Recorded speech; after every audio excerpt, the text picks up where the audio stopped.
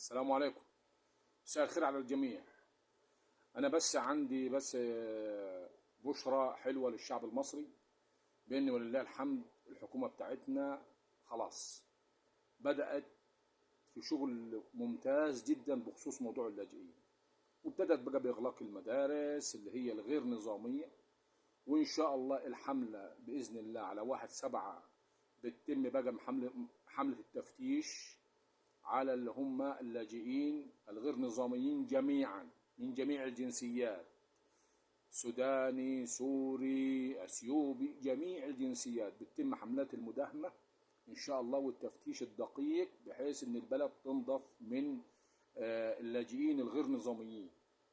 فالحمد لله، يعني حابب ابشركم بان زمن الفوضى انتهى خلاص، وبدات الدوله تتوجه للمسار الصحيح.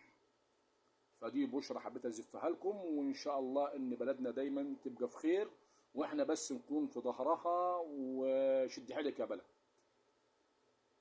والله يديم عليك العز والامن والامان يا مصر وجميع بلاد المسلمين. والسلام عليكم ورحمه الله وبركاته. تحياتي للجميع.